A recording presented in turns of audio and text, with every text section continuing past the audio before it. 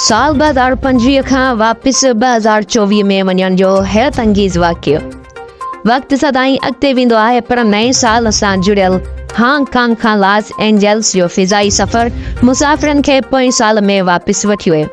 Hong Kong खां Los Angeles वेंदड़ Cathay Pacific airline जी उड़ाम CX 880 जे ख़ुशकिस्मत मुसाफ़िरनि नए साल जो जश्न ॿ भेरा मल्हायो। या मुनफ़रद सफ़र 2025 में उड़ाम भरण ऐं 2024 में वापसी सां मुकमल थियो। रिपोर्टनि मूजिबि हांगकांग मां जहाज़ 1 जनवरी साल 2025 जी राति 12:38 ते उड़ाम भरी ऐं हैरान कंदड़ ॻाल्हि इहा आहे त उहो जहाज़ लॉस एंजल्स में 31 दिसंबर 2024 जी राति 8:55 ते लथो।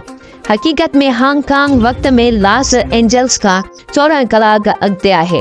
उन मुनफ़रद उड़ाम में जॾहिं मुसाफ़िर वेठा त उन वक़्तु हांगकांग में नओं साल शुरू थी चुको हो ऐं जॾहिं उहे लॉस एंजल्स में लथा त नए साल जी शुरूआत में कुछ कलाक बाक़ी हुआ।